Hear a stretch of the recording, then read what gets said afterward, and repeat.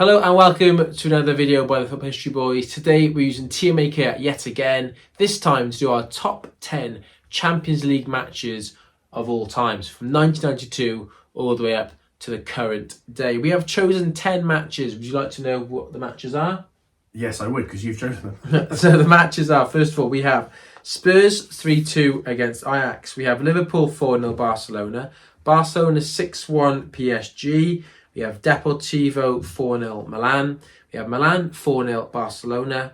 We have Man City and Real Madrid's 3-1 from a few years ago. We have Chelsea 4, Barcelona 2. We have Man United 2-1 against Bayern Munich. Bayern Munich Dortmund. And we have Liverpool 3-3 against Milan in the final in 2005.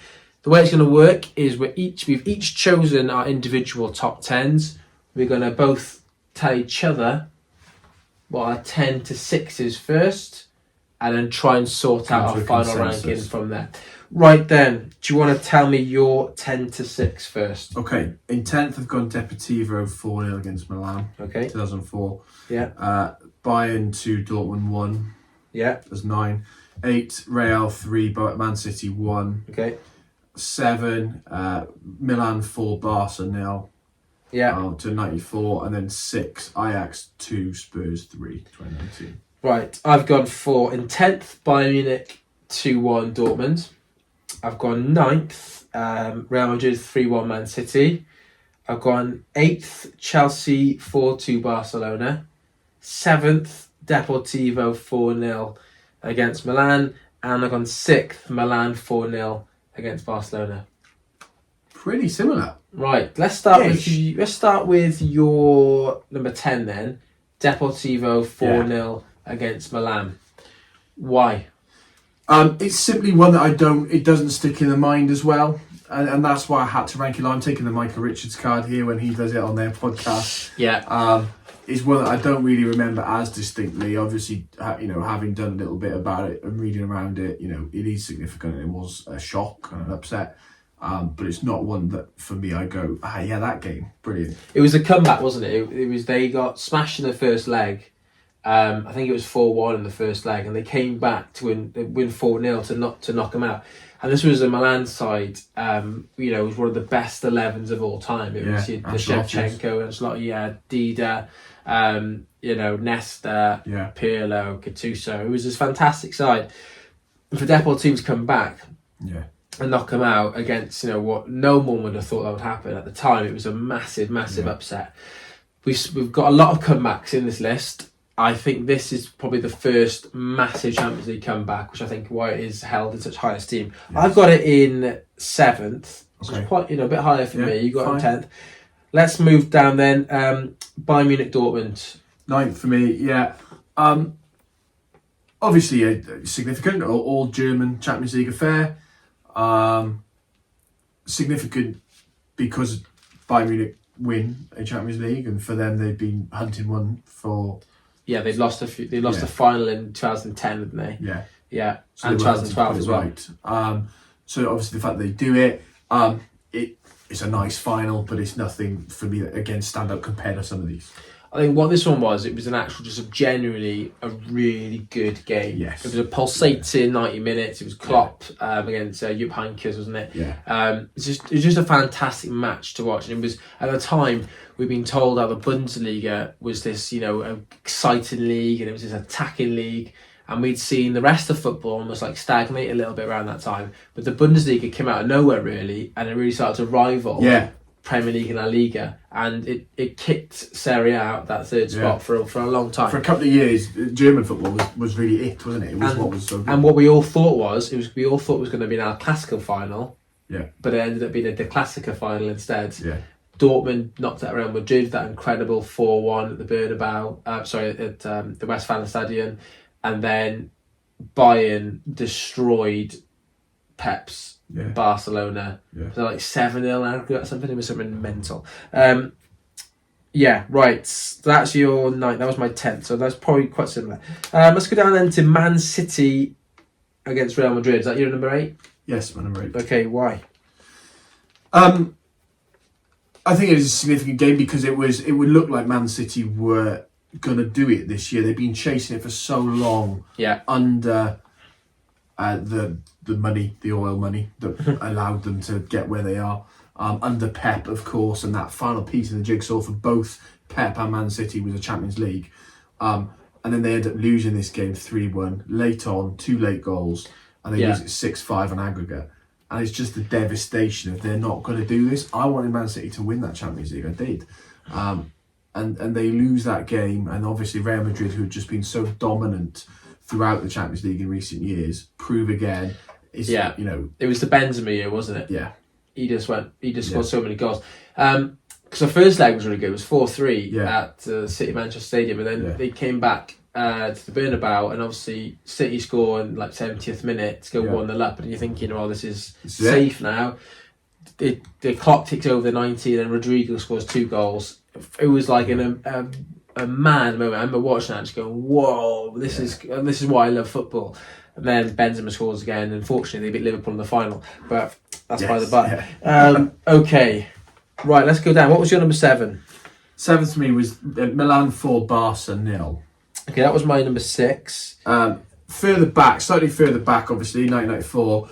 Really significant for Milan, though, to win that, proving again how great that side was, because they were brilliant in the 90s, weren't they? Yes, they were. Knows anything about Milan in the 90s, they were a phenomenal side. Rebuilt by Sarci, and then under Capello, stretching that in, and then obviously eventually Ancelotti. Well, yeah, because obviously it was Capello in '94 who won the Champions League. But I think why this game is so revered is because of who they beat in the final. This is Cruyff's golden team. Yeah. This is this incredible Barca side which won it in '92, and everyone thought on paper no one could touch the side. Capello, he's more known for being quite a pragmatic manager, quite defensive minded, but they come out the blocks and they just absolutely blow it away, don't they? And 4-0 is a complete decimation, which no one expected. Massaro scores a couple of goals, Desailly scores another as well. I think performance-wise, it's probably one of the best performances ever in the Champions League. And it was, 94 as well. It's the very start of Champions League. Yeah. And it sets the tone for this is a fantastic tournament of the highest football. Yeah. And for Milan, the importance of that win was significant. Yeah. Right. What was your number 6? 6 for me then it was Ajax 2, Spurs 3. Okay. This could have creeped into the top 5. Right, and my one hasn't been mentioned yet. It's my number 8, which was Chelsea Barca. Right. 4-2. Okay. Right, let's do Chelsea Barca first then. Go on. Okay, 4-2. I'll tell you where it is for me. It's 5th for me. So it's it was quite close. So Chelsea Barca was an amazing match of football.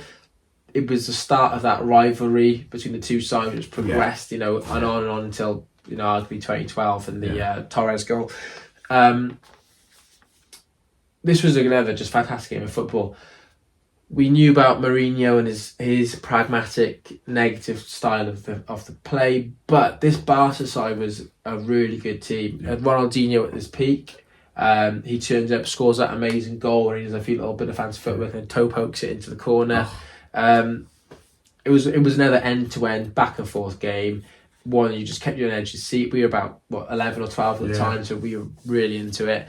I think Damien Duff might have scored in this game as well. So that's really that Chelsea team had some, great good players and some decent players, which they made great.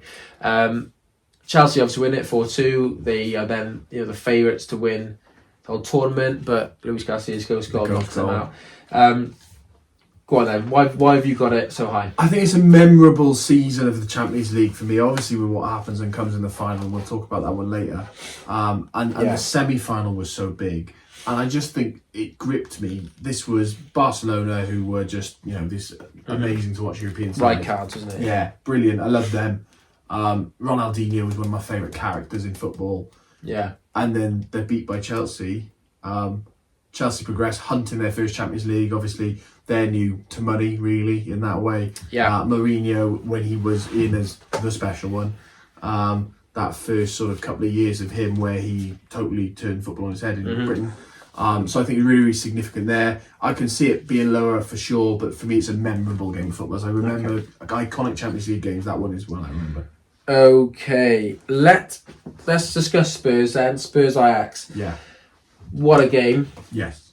What a comeback. Yeah. Ajax were under Erik Ten Hag at this time. They were an inspired side, a side which, they knocked out Real Madrid incredibly at the Bernabeu. No one really thought of Ajax for years. And even that team, I didn't know half the players. They were all youngsters. They were De Ligt, Van der Beek, or Tadic we've seen before. They sort of came out of nowhere and just played another, good football. Hakim Ziyech as well. And they turned over Real Madrid. They came up against Spurs. They beat Spurs comfortably, didn't they? They were winning the second leg as well, 2-0. And they were looking, pretty much nailed on to progress. Yes. But then, of course, this incredible comeback Lucas Moura from Spurs and away goals, wasn't it? Oh, it was amazing. Yeah, amazing game. And obviously it followed another significant game that we'll talk about in a minute. I think that was, it was a great game of football. And it was often, things that stick in your mind are when one thing looks certain to happen and then suddenly it's just turned on its head like that. And it was the very last kick of the game, wasn't it, as well, which makes it even more dramatic. And obviously against Spurs, a side that have never really had success in Europe that widely, and you thought, well, is this it? Under Poch, is this going to be it? Knocked out City as well, didn't they? Yeah. Yeah. Okay. Fantastic game that was as well. Right. Let's go on then. What is your 5-1? So 5 was that Chelsea Barca, and then 4 is Liverpool Barca 4-0. Okay. And then 3rd, I've got United 2, Bayern 1, 1999. Ooh. Yeah. 2nd, Barca 6, PSG 1. Okay. And then 1st, Liverpool 3, Milan 3, 2005. Okay. Right. I've got Spurs 3-2 Ajax. Then I've got Liverpool 4-0 Barca at 4th. I've got Barca 6-1 PSG in 3rd. And 2nd, I've got Man United Bayern Munich. And then 1st, I've also got the Miracle of Istanbul well. Very similar. Right then, let's look at Liverpool-Barcelona then. Liverpool 4-0 Barca. The day before the Spurs-Ajax game.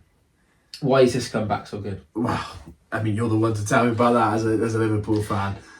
It looked like Liverpool were dead and buried. Mm-hmm. It looked like Liverpool had sort of messed it up.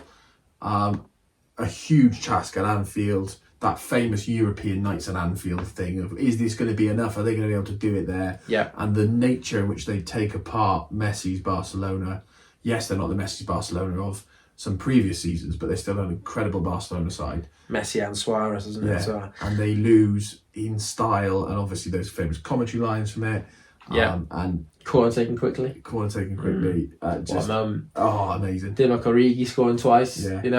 Yeah. Well, the funny thing is that game, Liverpool lose the first leg 3-0, but Liverpool played really well at the Nou Camp. But Messi scored ridiculous free kick. Lovely. There's a moment right at the end where Dembele has a chance and he bottles it. And if he went 4-0, I think that would have been game over. However, like I say, back at Anfield, and there's no Salah in this game because he was injured. There was no Firmino in this game because he was injured. So Liverpool were up against it. Well, Divock Origi was one of the... Divock Origi started.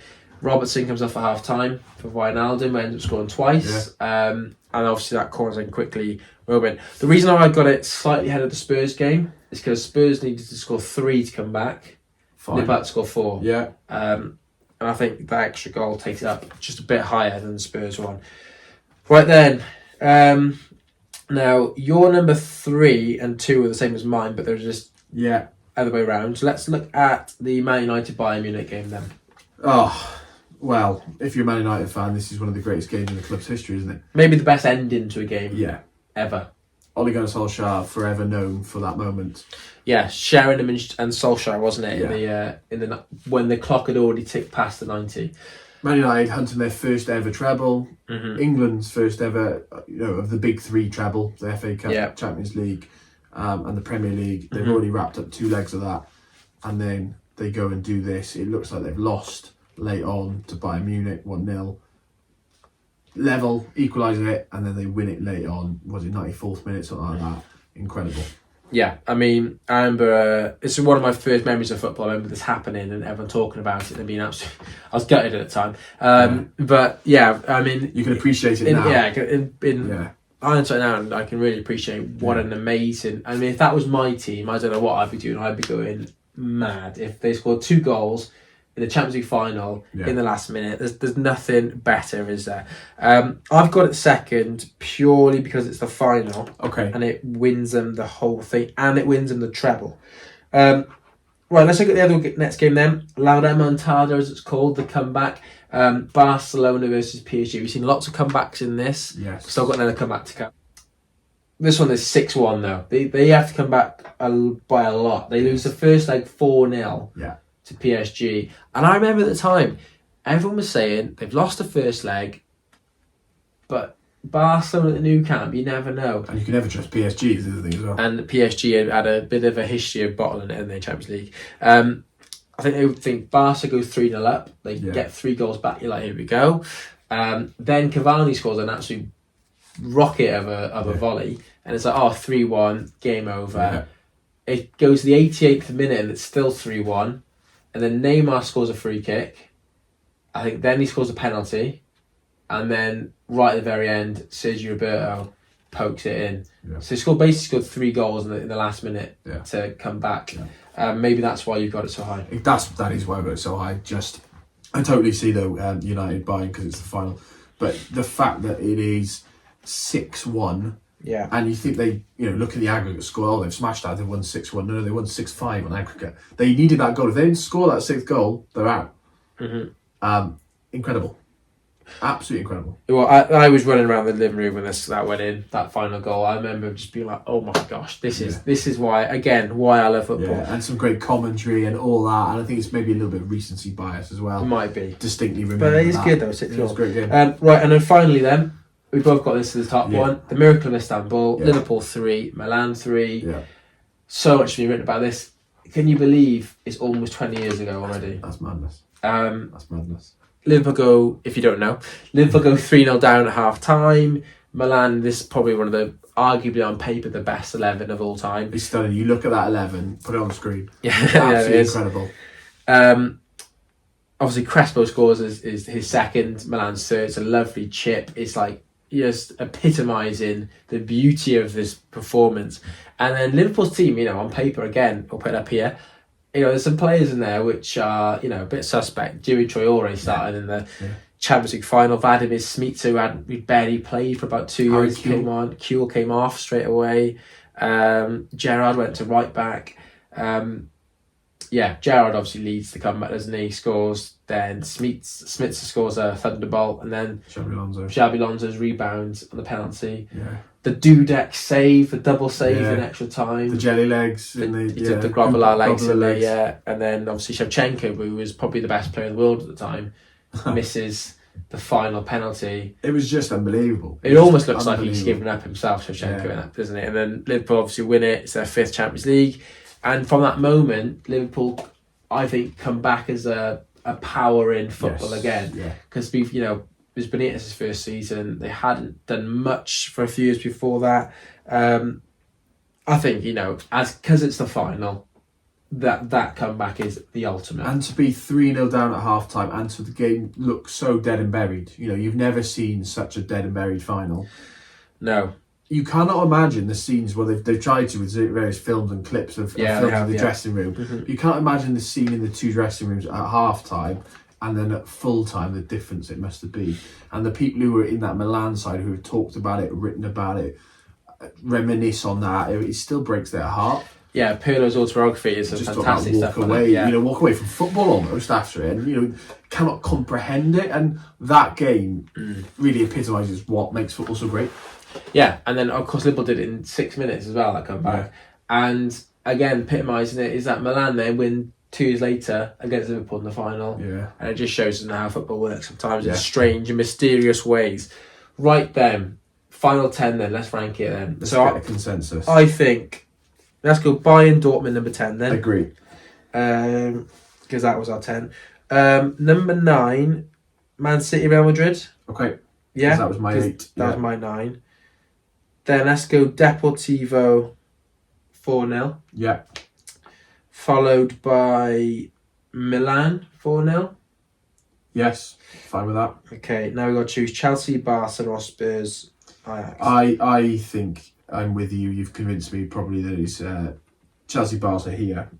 And Spurs, Ajax. 5th. Chelsea, Barca 6th. Spurs, Ajax in 5th. Yeah. Liverpool, Barcelona 4-0 is in 4th. Then, right, what are we going for? United or Barca? Oh, it's difficult on this. I think because it's a final, because it completes a treble, let's put Man United second. All right, so Barcelona, PSG in 3rd. Man United against Bayern Munich in 2nd.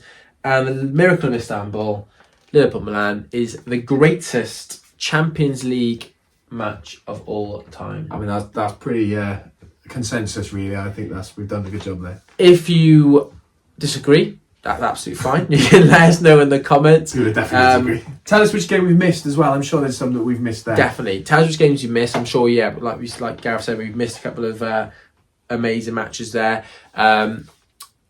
Give it a go yourself. The link to the tier maker is in the description below. Let us know. Send it over to us on Twitter at TFHBS. And we'll see you again for the next one. If you want us to do another top 10, let us know what you'd like us to rate. And we'll give that a try. Happy with that? Great. Fantastic. We'll see you next time.